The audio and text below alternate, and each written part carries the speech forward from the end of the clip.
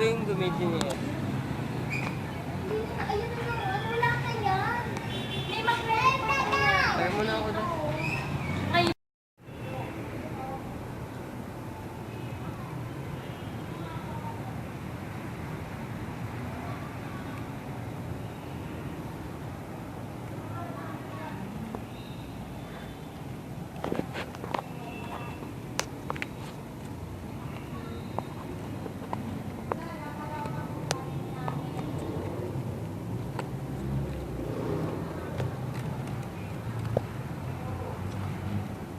Ano kayang ang sarap ng mga pagkain natin ngayon? Ano yung mga kinakain niyo sa bahay niyo? Nakakain naman kami ng kanin ng 3 beses sa isang araw. Ikaw. Siyempre, 4 na pesos yung isang merienda. Ay, hindi. Minsan 5 nagmimili. Akin din, di ba? Nagaya mo, di ba? Tingnan mo, lusog-lusog. Mas malusog nga lang ako sa'yo. Siyempre, taba-taba ako. Oo nga. Pero guys, naisip niyo bang hindi kumain ng 3 beses sa isang araw? May mga tao kayang hindi nakakakain ng 3 beses sa isang araw. Meron siguro kasi bakit mas marami naman sa atin nakakaranas ng gutom dahil sa hirap. Kasi may yung iba, hindi kaya nilang gusta Saan? yung pangangailangan nila, no? Ano kayang ano nang gutom ka no, sa isang araw? Hindi ka nakakakain ng 3 beses. Siguro magkakaroon tayo ng sakit sa katawan. Aba, Diba? Mangihina rin tayo. ng lagnat. Ano kayang ano Mangihina nang... tayo. Ba't kaya may mga taong kumakain sa Jollibee? Gutom! Gutom ay isa sa mga problema na kinakaharap ng Pilipinas, na kung saan dumarami na ang bilang ng mga tao na nagugutom sa ating bansa. Ugnayan ang kailangan ng ating bansa upang magkaroon ng kasagutan ang nalalapit na krisis sa kagutuman sa bansang Pilipinas. Di, sana ay kumakalam, gutom ang dahilan. Sa lugar na sadlak sa kahirapan, ito ay mahirap solusyonan. Oh, oras kung kailan tayo ay magkaisa at magsama-sama para ang gutom na naranasan ng bawat isa ay masolusyonan. Maraming mamamayan na naghihirap ngayon kaysa noon. Dahil noon, nakakain ng 3 beses ang mahihirap. Di tulad ngayon, 1 beses ay hindi pa kompleto. Isang araw ang nakakain ng mahihirap ngayon. Nakakaranas ang mga tao ng kagutuman sa ating lipunan. Sa ngayon ay may kakapanayan din ako sa may pamilyang may kaya at ang kanilang pamumuhay. Tao po, yun, pwede po bang ikaw kapanayan? Saan? Tungkol po sa project namin sa iyo about sa inyong pamumuhay at nakakaranas po ba kayo? Thank you. Ako na kasi yung ginagawa ako eh. May tatanong lang po ako sa inyo. Ilan po ba ang inyong anak? 2. Puro babae. May trabaho po ba ang inyong asawa? Meron naman, gwardiya siya sa school. Nakakapag-aral po ba ang dalawa nito? Sawa ng Diyos, nakakapag-aral naman.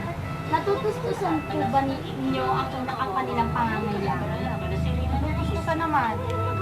Ilang beses po kayong kumain sa isang araw? Minsan 3, minsan 2. Ano po ba ang masasabi niyo sa mga taong nagugutom sa ngayon? Siguro, samahan ng sipag, tsaka dasal. Siguro mag-aral ng mabuti para ganun. At sa masolusyonan yung hirap. Ganun siguro. Maraming salamat po. Okay. Tanghali sa inyo. At muli, narito kami upang interviewin ang isang ginang na nakatira sa tabi-tabi. Tara. Nay, ilan po ang anak ninyo? Ilan po ang anak ninyo? 8. Asan na po sila ngayon?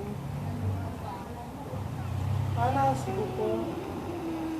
Nakakain po ba kayo ng 3 beses sa isang araw? Oo. Sino po ang tumutulong sa inyo? Kapatid niyo po. Nasaan po siya ngayon? Ha? Natutustusan niya naman po yung pangangailangan sa araw-araw.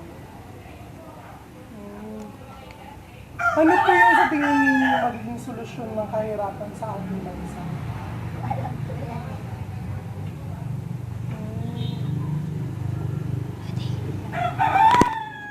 Go. Ba't po kayo nakakaranas? O bakit po kayo nakatira dito? Nangungupaan po. Sino po yung nagbibigay ng renta sa inyo dito? Thank you po na.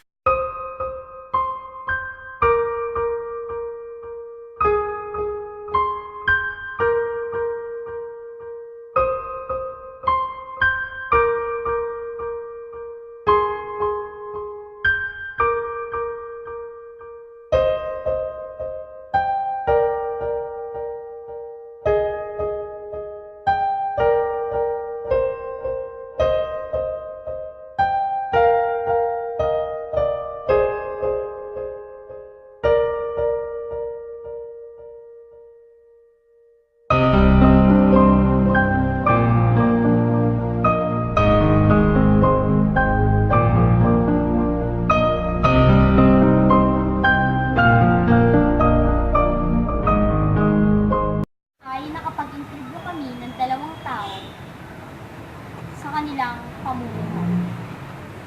Bakit, ano ba ang solusyon para masukpo natin ang problemang ating dinaranas? Sa tingin ko, unang-unang gawin ay mag-aral na mabuti. Dahil nga may kasabihang, edukasyon ang solusyon. Dahil ang edukasyon ay isa sa mga susi sa pag-unlad natin. Dahil kung mangmang tayo, ay wala tayong maaabot. Wala tayong alam sa mundong ito. Para naman sa akin, trabaho. Trabaho ang kailangan ng bawat isa. Sa ganung paraan, makakakamtan nila ang tunay na kasiyahan. At marami ang kanilang mabibili. O At kaya nilang matustusan ang kanilang pangangailangan at kagustuhan sa buhay.